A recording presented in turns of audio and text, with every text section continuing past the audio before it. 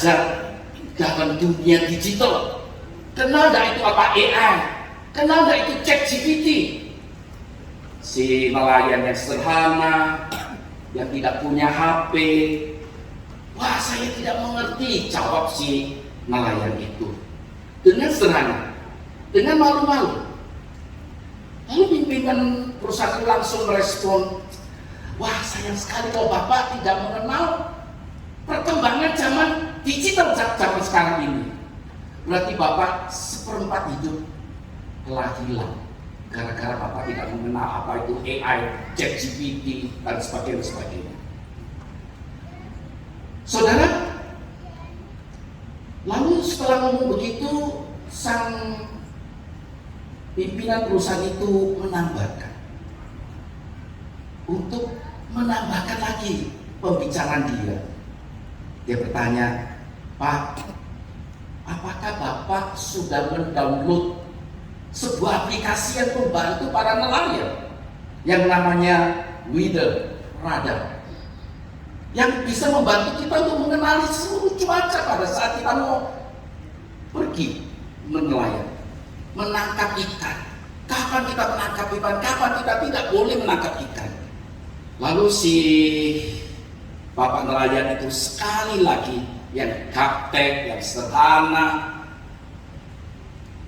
nah dia hanya berkata, buru-buru mau download itu aplikasi, HP aja masih model jadul. Lalu langsung pimpinan perusahaan itu ngomong, wah sekali lagi Bapak sayang kalau tidak memiliki itu semua. Berarti setengah hidup Bapak telah hilang gara-gara Bapak tidak punya HP yang canggih. Saudara, angin sepoi-sepoi di pantai Losari itu tiba-tiba diterpa oleh angin yang kencang. Ombak tiba-tiba muncul. Kapal yang kecil yang dikendarai oleh nelayan dan pimpinan perusahaan yang sedang menikmati wisata dia, membuat dia begitu takut, langsung dia pegang dua tepi perahu itu. Lalu dengan polos si nelayan itu bertanya, Bapak tidak bisa berenang? Langsung segera Bapak itu bilang, tidak, saya tidak bisa berenang. Pak, berarti bukannya setengah, seperempat hidup Bapak hilang, seluruh hidup Bapak hilang, kepintaran Bapak hilang, semua kemampuan Bapak, kehebatan dunia yang namanya digital itu lenyap. Saudara yang dikasihi Tuhan Yesus, mari kita akan melihat di dalam pasal 2 Lukas ayat yang ke-14 berbunyi demikian. Kemuliaan bagi Allah di tempat yang maha tinggi, dan damai sejahtera di bumi di antara manusia yang berkenan kepadanya. Saudara kasih Tuhan Yesus, para pimpinan Telkom Group, memang kita tahu dunia informasi ini sangat-sangat penting di zaman sekarang ini.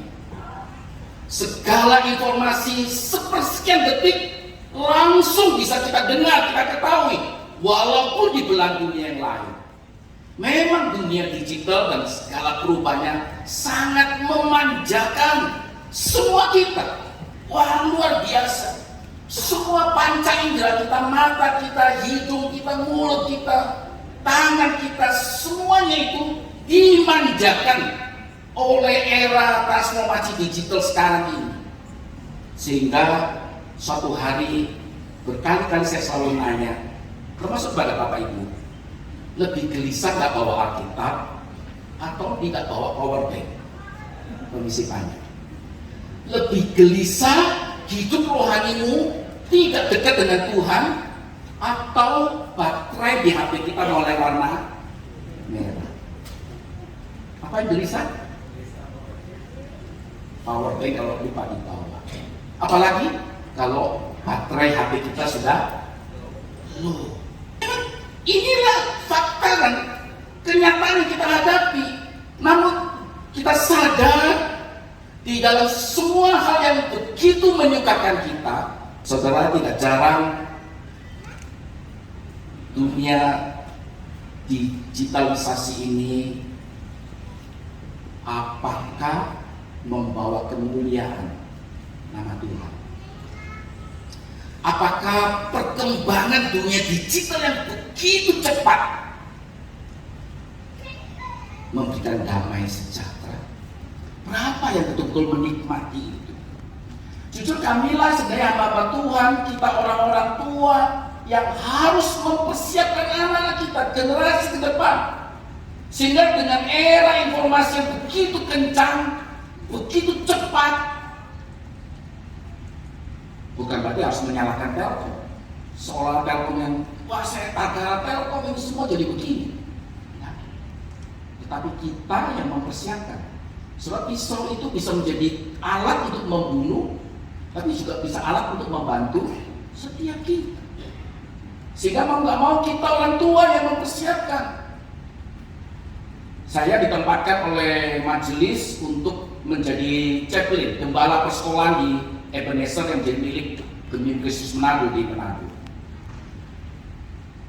Sebelum pandemi muncul, kami terpaksa mengembalikan satu murid untuk ke orang tuanya. Karena apa? Bolosnya itu minta ampun setiap hari. Lalu dicari gurunya kemana? Di toilet sedang main game.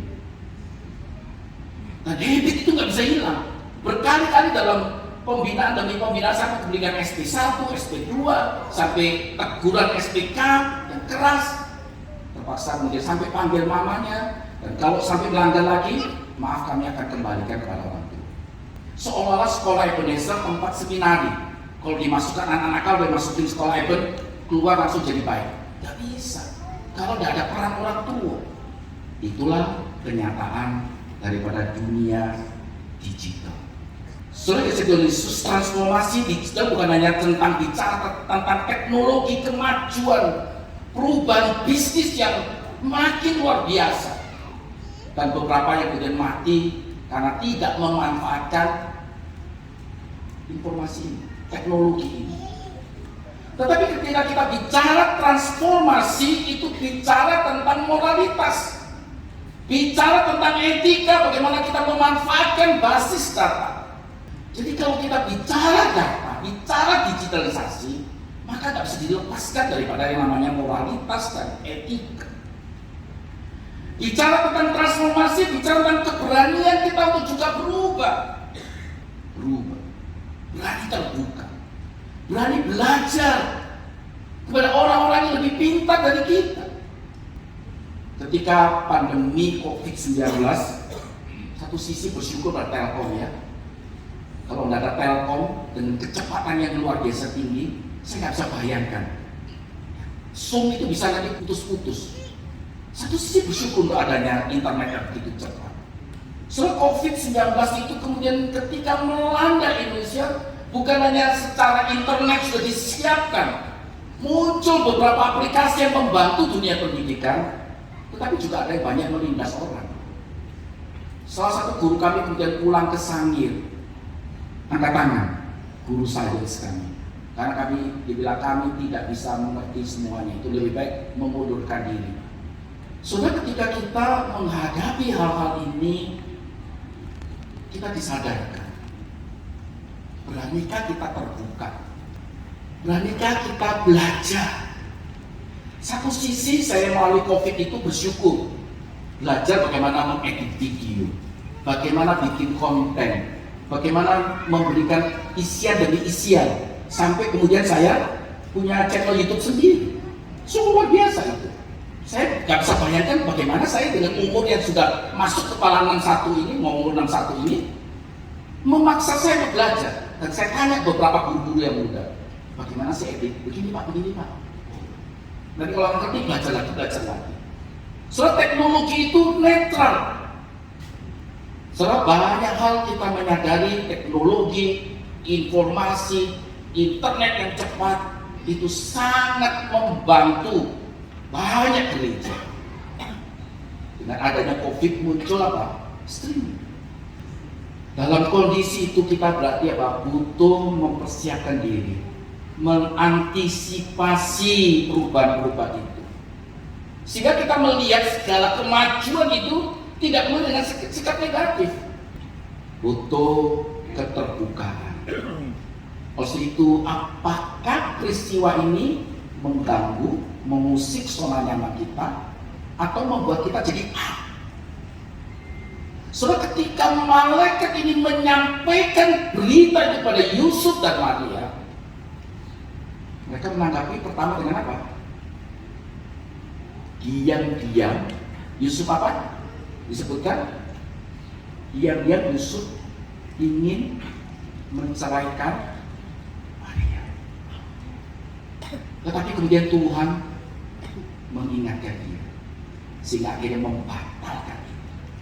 Saudara, ketika berita yang sama itu didengar Herodes, mengganggu zona nyaman dia, sehingga kemudian dia berusaha bagaimana membunuh, membumi, hapuskan sumber damai itu, sumber berkat itu. Bapak Ibu yang dikasihi oleh Tuhan Yesus, saudara, mirip berita dan kelahiran Yesus sebagai gembala. Saudara, siapa gembala? Seorang yang sederhana, yang tidak mengerti teknologi. Tetapi ketika berita itu datang, mereka terbuka dan mereka cari Yesus.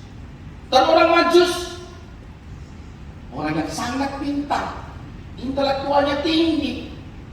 Tuhan pakai dunia yang model analog kepada gembala, model lama, model jadul.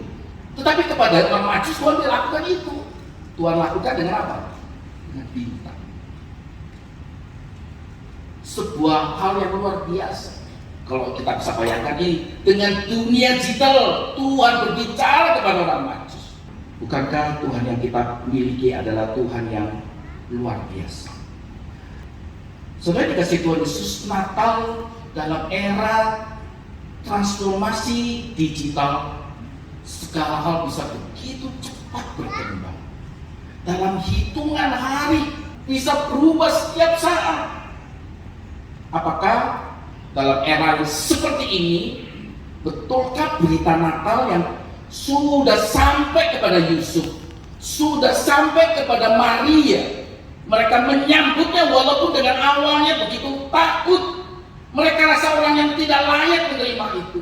Yusuf yang orang saleh coba untuk ingin menghindar tugas itu, tapi akhirnya mereka menerimanya itu dengan sukacita. Bagaimana dengan kita? Jikalau berita yang sama datang kepada kita, apakah kita ragu, tidak percaya? So, ketika ada hal-hal yang membuat kita mungkin tenggelam, ketika kita menghadapi tantangan dan kesulitan, mungkin menghadapi sakit penyakit, menghadapi kesulitan dalam membina anak-anak kita, mungkin relasi hubungan suami istri dengan tidak lagi baik-baik saja. Soal apapun yang sedang kau hadapi, peristiwa apapun yang mungkin tidak menyenangkan, tidak sesuai dengan keinginan kita dan harapan kita, ingat, selalu ada pelajaran yang positif. Ya, selalu ada pelajaran yang Tuhan berikan.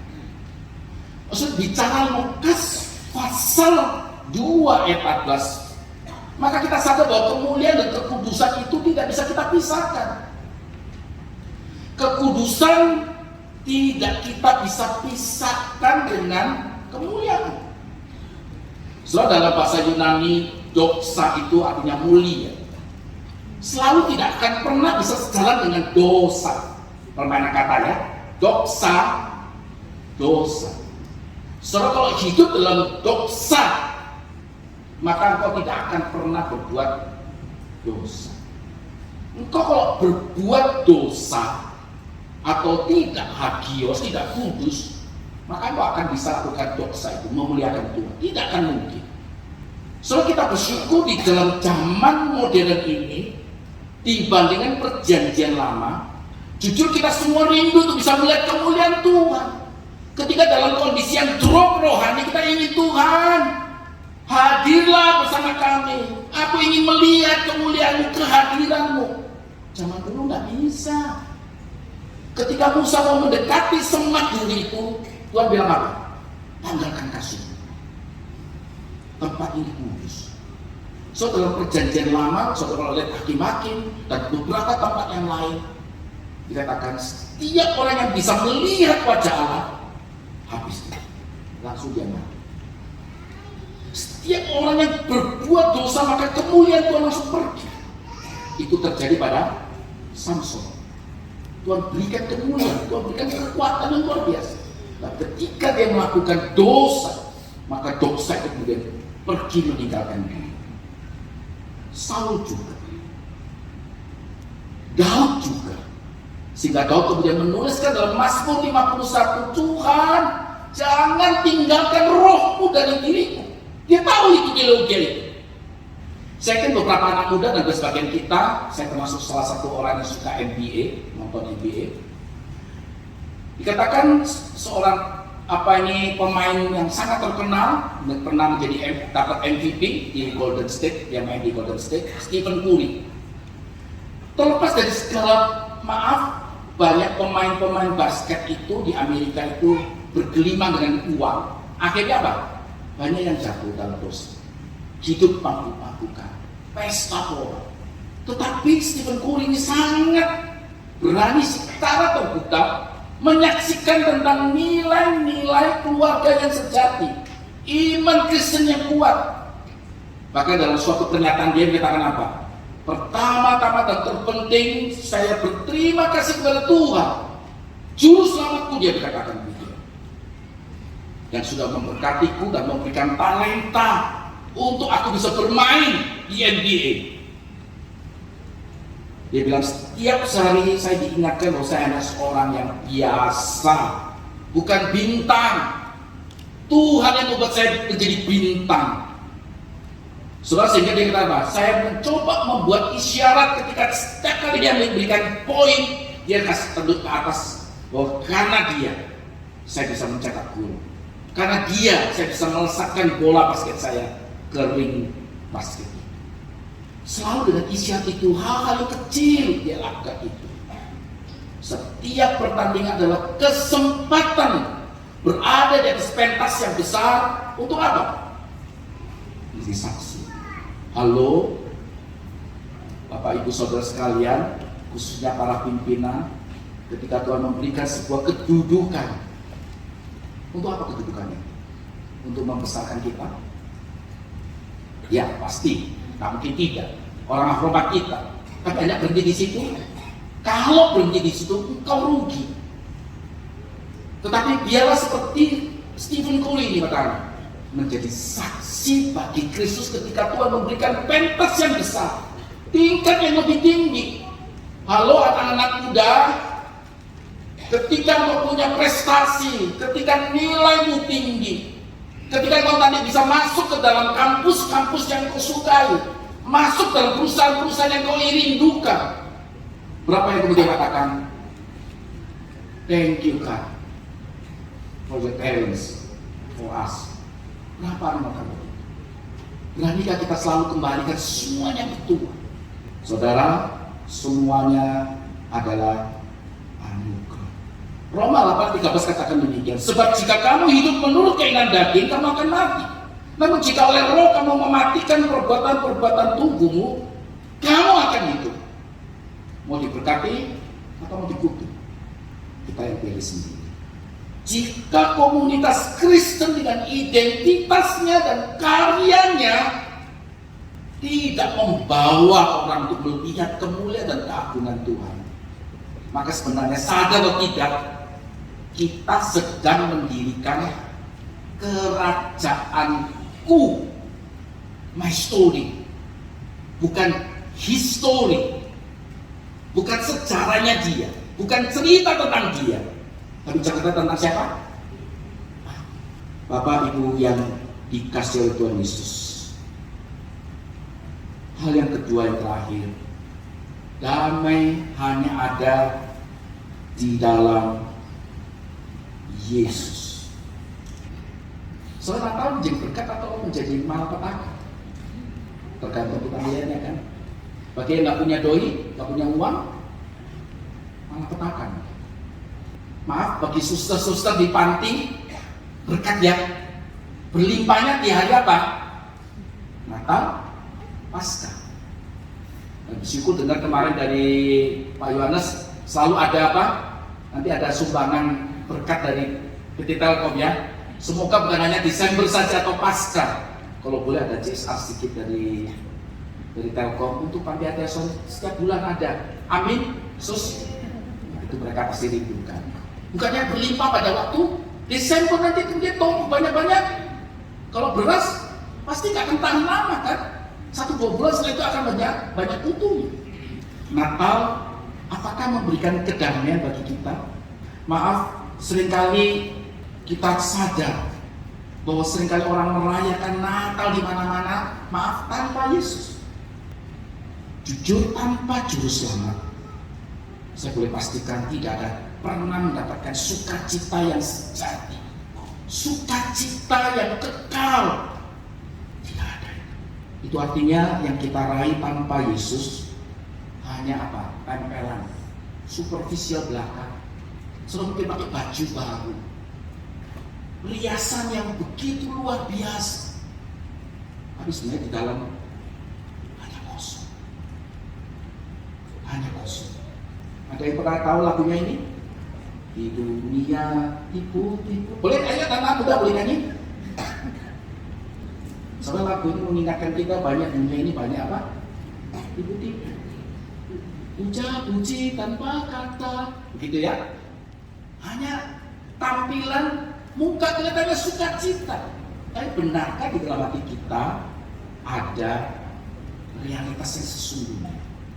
Saudara, terlalu banyak sumber yang malah tidak membuat umat manusia damai. Orang bilang kalau kaya kita bisa damai, sukacita, benar? Nggak menjamin. Apakah kalau kita punya kekuasaan kita menjadi damai? No.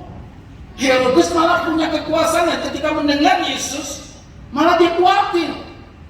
Benarkah kalau kita memiliki talenta yang banyak kita gak khawatir? Seringkali kemudian kita melihat orang lain punya kehebatan, kita malah rasa tersaingi, kita khawatir. Soal harta benda, kekuasaan, keluarga, talenta, apapun itu menjadi sumber, seharusnya menjadi sumber berkat, sumber sukacita, sumber kedamaian. Bahkan agama yang harusnya tidak kacau, malah seringkali membuat kita malah nggak damai, malah membuat kita kacau. Yesus datang dalam peristiwa Natal tidak hanya membawa keselamatan dan surga belaka, tetapi apa? Transformasi hidup. Halo, berapa orang yang sudah menjadi Kristen belasan tahun? Di bawah mungkin 10 tahun, atau di atas 10 tahun, atau sudah puluhan tahun. Perubahan apa yang sudah engkau lakukan? Sehingga anak-anakmu kemudian, Pak, Ma, aku melihat Yesus dalam hidupmu. Aku tahu Mama sedang berjuang untuk menjadi lebih baik. Apakah kita sebagai mama-mama setelah kenal Yesus lebih sabar mendampingi anak-anak? Berapa kita maaf kata kita para pria termasuk saya juga yang melepaskan pembinaan rohani itu dalam, Mah, ngana sudah yang pimpin, ngana sudah pimpin. Kalau kesaksian rumah tangga, kalau bikin syukuran, ayo adakah kesaksian dari tuan rumah yang mau bersyukuran ini? Suaminya apa? Senggol siapa? Halo pria-pria, berapa yang mau terus menuntut diri, belajar firman Tuhan, baca Alkitab, mempraktekkan Alkitab itu dalam hidup supaya kita berubah, karakter kita berubah. So, tanpa Yesus, sehebat apapun kau, setinggi apapun yang kau sudah raih, semuanya sia-sia. Nol. Kau tanpa Yesus, seluruh hidupmu engkau bisa raih mungkin semuanya. Tetapi orang lain katakan khotbah yang menikmati semua karyanya, semua kekayaannya. Tanpa Yesus tidak ada namanya perubahan hidup dan karakter. Menghadapi perubahan era digital yang makin tanda petik mungkin sebagian orang begitu takut. Tapi kalau telkom nggak boleh takut ya, memang harus terus berkembang. Dan itu memang tanggung jawab mereka. Tanggung jawab kita adalah bagaimana mengantisipasi, membimbing, sehingga teknologi yang seolah-olah begitu luar biasa dipakai untuk menjadi sesuatu yang lebih positif. Bapak Ibu yang dikasih Tuhan Yesus, dikatakan yang terakhir, di dunia ini kamu akan mengalami kesukaran, kamu akan menderita, kamu akan dianiaya, tetapi di dalam aku kamu akan memiliki damai sejahtera. Soalnya ikut Tuhan tidak semuanya lancar. Soalnya ikut Tuhan tidak semua itu dia bisa kaya, kita bisa cepat naik. Nah, ikut Yesus pasti banyak kesulitan. Tetapi katakan oleh Rasul Paulus, kasih karuniaku cukup bagimu, cukup bagimu. So ini statement kebanyakan anak-anak muda sekarang. Mereka tidak takut mati. Yang mereka takutkan apa? Ke depan. Halo para orang tua, jangan jejali anak-anakmu dengan uang. Bukan. Siapkan mereka untuk mengenal Yesus secara pribadi. Sehingga ketika mereka pergi kemanapun, dengan lega, dengan damai kita bisa melepas mereka untuk terbang tinggi. Karena mereka suatu hari akan pulang kepada siapa? Kepada Yesus mereka, Tuhan mereka. Kalau mereka kesulitan, mereka mencari papa mama mereka. Mereka lari kepada Tuhan Yesus. So, ada seorang mengatakan, saya tidak takut mati, tapi saya khawatir ketika mati tidak ada orang yang mengingatku. Soalnya kalau hidup kita tanpa Yesus, Yesus pun gak akan mengingat kamu. Iblis pun gak mengingat kamu. Jadi jangan pernah kita tinggalkan Yesus dan menganggap itu hanya omong kosong belaka, celotehan orang-orang tua. No. Dan yang berkenan kepada. Soalnya gambaran Yesus mengetuk pintu, itu artinya Yesus tak pernah maksa kita. Saya orang yang termasuk nakal memang. Kalau nggak ada tato, di saya itu nggak nakal. Maka keluarga kami semua 4 laki-laki itu semua ada tato. Ada tato semua.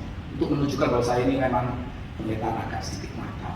Sedikit atau banyak ya, sebenarnya banyak ya. Suatu Yesus nggak pernah maksa. Tapi pada satu titik saya kemudian sadar, saya butuh Yesus. Dan sejak itu saya nggak pernah takut mati. Kapanpun Tuhan panggil, saya pribadi siap. Maukah engkau berkenan di mata Tuhan atau diperkenan di teman-teman komunitasmu? Jika kita mau tampil apapun supaya kita bisa menyenangkan banyak orang, tak perlu. Kalau engkau menyenangkan Tuhan, maka engkau akan otomatis bisa menyenangkan orang-orang di sekitarmu, walaupun tidak semuanya.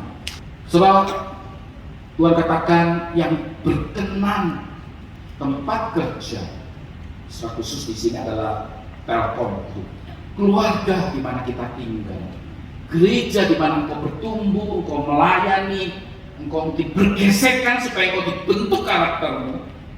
Semoga para pimpinan nggak bergesek-gesekan ya untuk meraih naik ke atas ya. Kalau tangganya satu, maka dia tendang satu supaya dia bisa naik. Ketika kita punya rekan yang potensinya tinggi, punya kualitas tinggi, tersaingi atau bersyukur.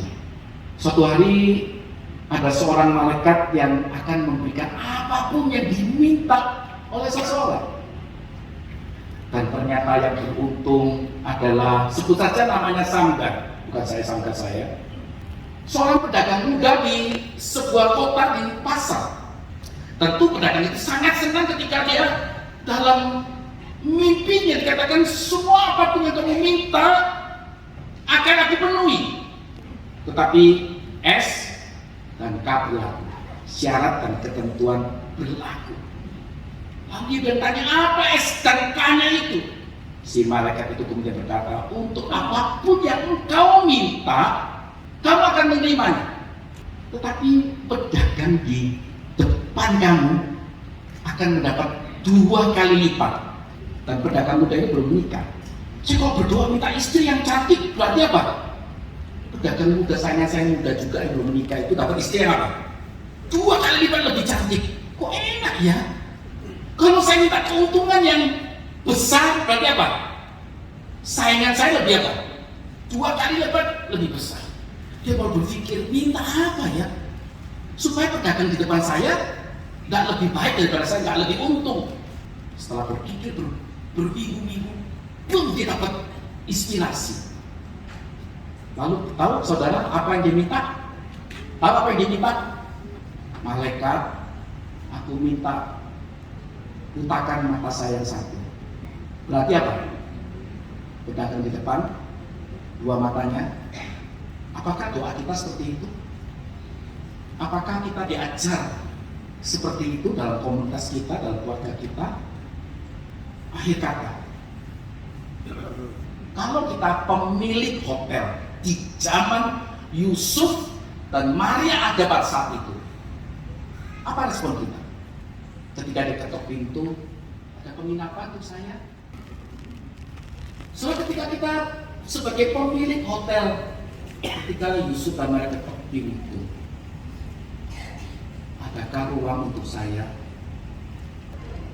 So berapa ruang dalam hidupmu yang terserahkan ke Tuhan? Apakah hanya 1-2 jam di dalam ibadah minggu? 10-15 menit, setengah jam di dalam ibadah waktu mungkin pagi hari atau malam hari, engkau bersama-sama dalam ibadah keluarga, itu baru untuk Tuhan. Maaf, deposito kami, tanah kami tidak untuk engkau Tuhan. 2, saudara sadar, setiap kita termasuk saya, kejahatan terbesar dalam hidup kita ketika kita mengabaikan Yesus sebagai fokus hidup.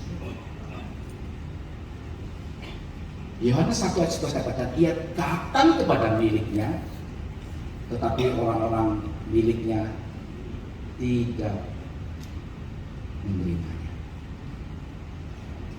Mari kita berdoa.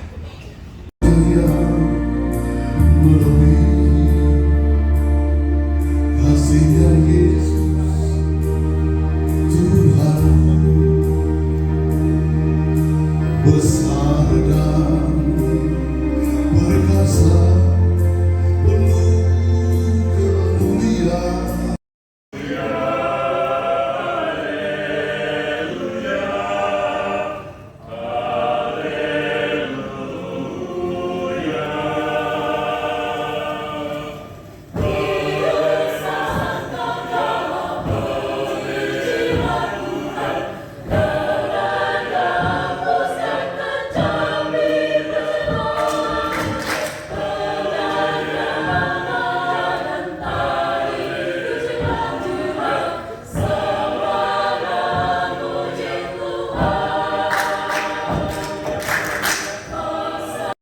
Karena Telkom Group KTI mendapat juara 1 nasional.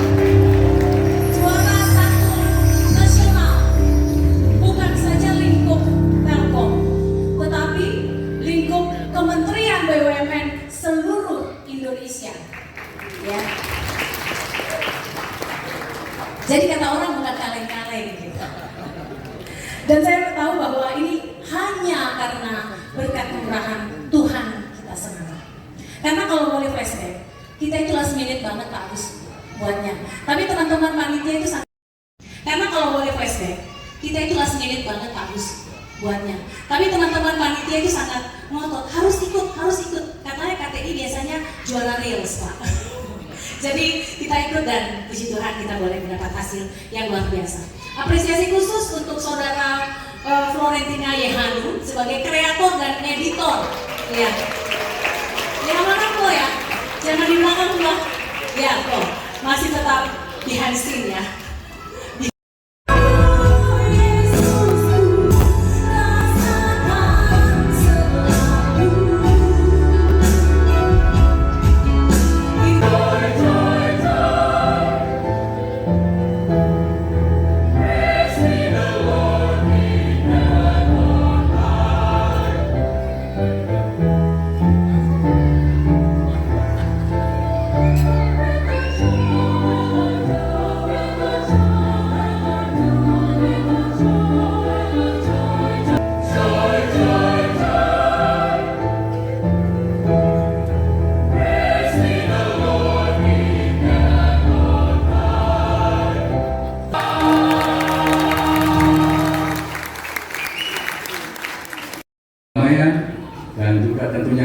kebahagiaan senantiasa mengiringi langkah hidup kita di bumi ini.